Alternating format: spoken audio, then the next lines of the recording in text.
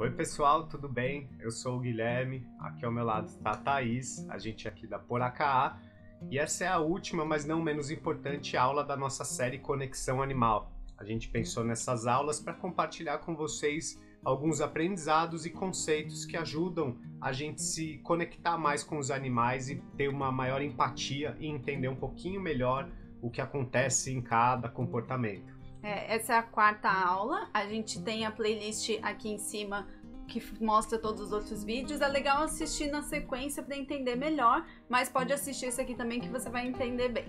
Beleza, então bora lá, vamos começar. O primeiro conceito que a gente gostaria de passar é o que meio que define essa aula, é uma questão de modus operandi. O que é essa palavra esquisita em latim? É um padrão.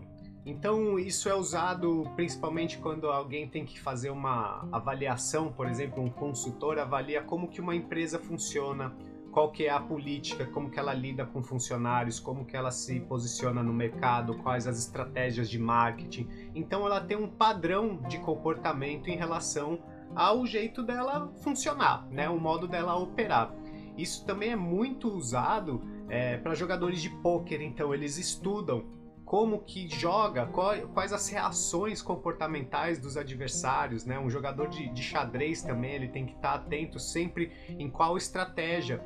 E isso é usado principalmente no meio jurídico para determinar os crimes de psicopatia, né? Então podemos falar que psicopatas, eles têm sempre um ritual, um mesmo jeito de fazer as coisas, né? Então, conhecendo esse comportamento, até as autoridades conseguem prever o comportamento dessas pessoas e realmente conseguir evitar que elas façam um mal maior, tá? Então é mesmo usado para o comportamento humano, mas é completamente aplicável, né? Como a gente vem falando na nossa série, nós não somos tão diferentes assim, também pertencemos a um reino animal, então muito do que a gente fala é parecido também de como que funciona na vida dos humanos.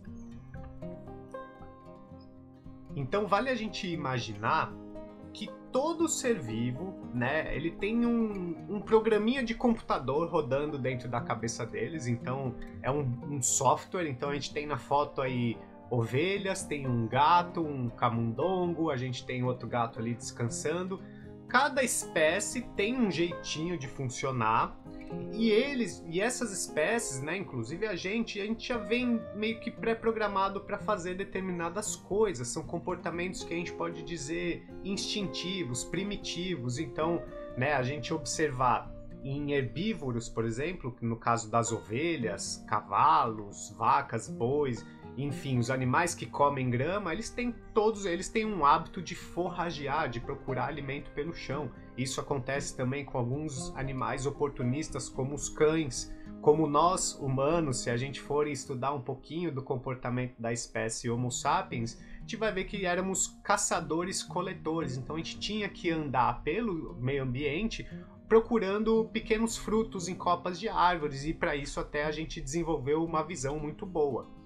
Então, todos esses softwares, né, o jeito de funcionar já vem pré-estabelecido, e é lógico que depois, com as experiências de vida, é que a gente vai melhorando, ficando melhor numa coisa, não tão bom em outra, reagindo assim de um jeito, de outro. Mas enfim, a gente sabe, todo mundo já vem pré-programado a fazer determinados comportamentos. Acho muito importante isso que você falou, de que primeiro assim, a gente tem que entender a espécie e quais são os comportamentos naturais dessa espécie. Não adianta querer mudar muito, porque você não vai conseguir fazer uma ovelha saltar igual um cavalo. Então a gente tem que entender o que é essa pré-programação, e a partir disso a gente consegue melhorar, fazer que tal comportamento se expresse mais ou menos de acordo com a rotina, de acordo com o que a gente vai incentivando. Então, tendo essa base, a gente consegue trabalhar esses comportamentos de uma maneira que favoreça a convivência. E uma analogia que eu gosto de fazer para explicar esse conceito é imaginar uma caixa de disjuntores, aquela que a gente tem na parede de casa com as instalações elétricas.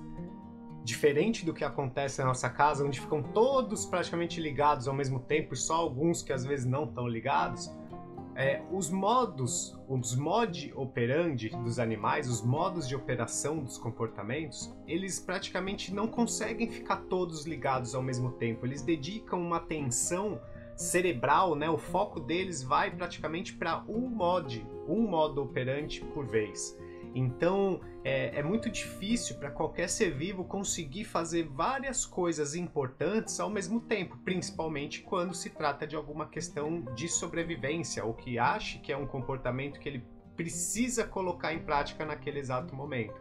Então, a gente ter esse entendimento vai ajudar muito, principalmente nas situações de estresse muito alto que a gente vê que os nossos animais não estão conseguindo lidar, a gente entender que talvez a cabeça dele naquela hora está com um tipo de disjuntor ligado e a meta seria a gente desligar esse e tentar ligar um outro diferente, que é o que a gente vai falar agora. Então tem alguns tipos de comportamento que são mais calmos e concentrados e alguns outros que são mais ligados a algum nível de excitação, de estresse, de ansiedade muito alta, né? De querer estar naquela potência de agir, de se colocar em ação. Então qual que seria a meta? A gente usar esses muito mais ligados à tranquilidade em situações que eles não conseguem lidar emocionalmente, né? Lembrando que quem assistiu já a nossas outras aulas sabe a influência que tem o estado emocional nessas respostas primitivas. Então, por exemplo, aqui na foto, a gente está mostrando essa cachorrinha, ela adorava roer, ela destruía coco, ela destruía graveto, pau, tudo que ela, havaianas inclusive, tudo que ela achava que aliviava de algum jeito através da mordida, ela na hora se colocava e perdia um bom tempo nessa atividade. Caso ela não conseguisse fazer isso, tinha grandes chances dela começar a latir, dela ficar muito excitada e começar a pular nas pessoas para pedir brincadeiras, para pedir atenção, morder a mão para chamar para brincar. Enfim, ela escolhia alguns modos de operação que não eram tão interessantes assim, principalmente porque a gente notava que ela ficava estressada demais nessas situações.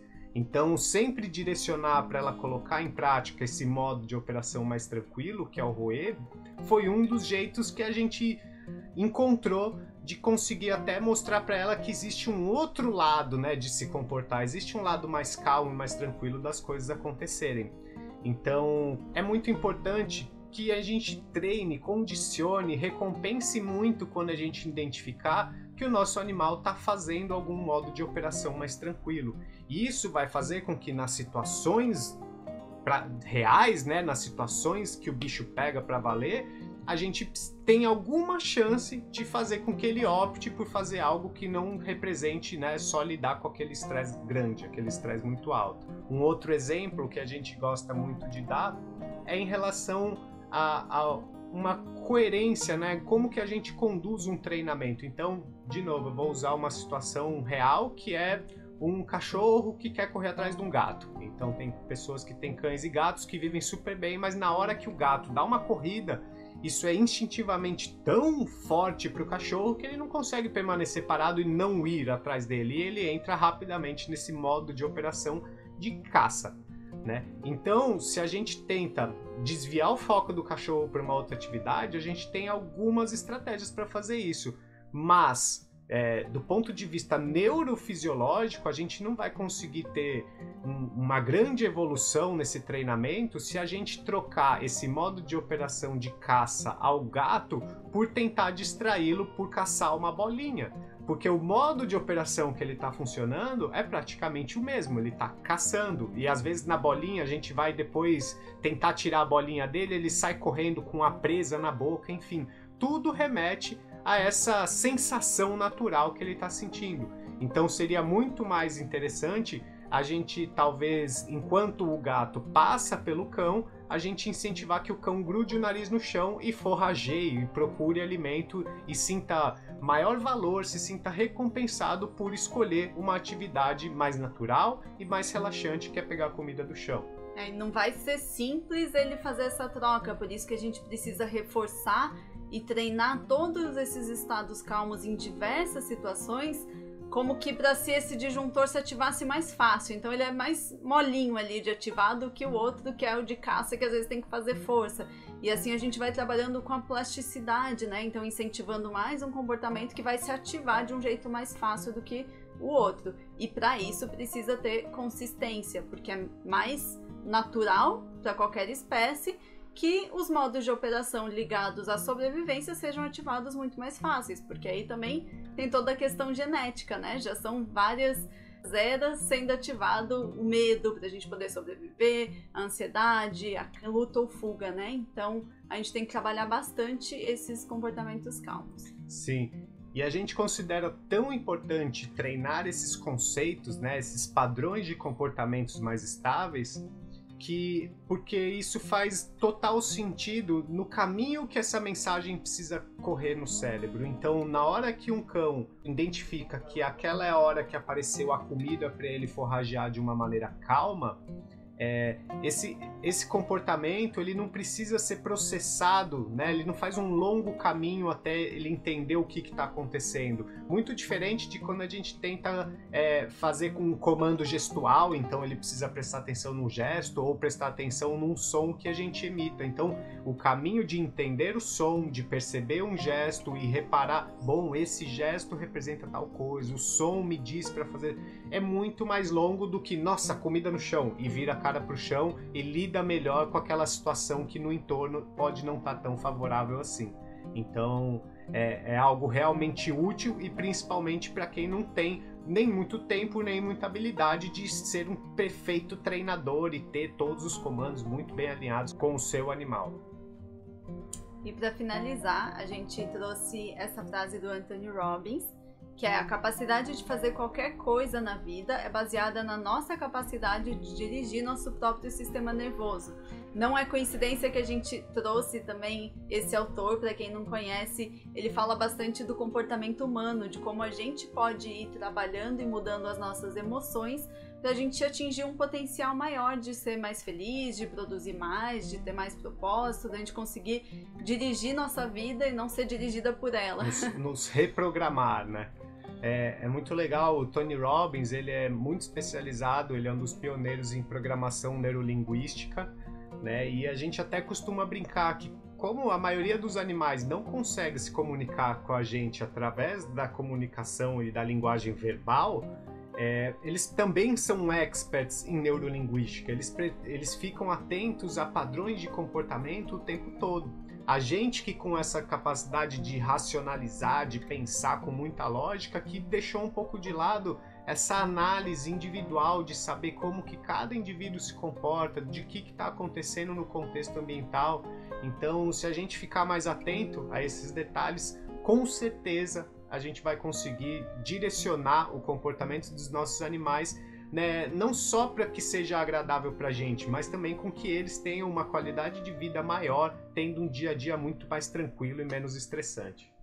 Beleza? Eu acho que é só. Vamos encerrar aqui essa série Conexão Animal. Se você gostou, deixa seu like, compartilha com mais pessoas que possam gostar do tema. A gente pretende continuar trazendo muito mais conteúdo e informações aqui para vocês.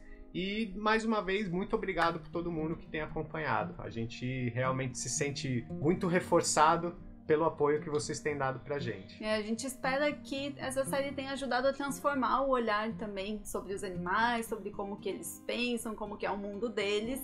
E se você quiser compartilhar aqui alguma transformação, alguma ficha que caiu, alguma coisa muito legal, a gente também vai ficar muito feliz. Deixa aqui nos comentários e a gente vai conversando. Valeu, galera. Até mais.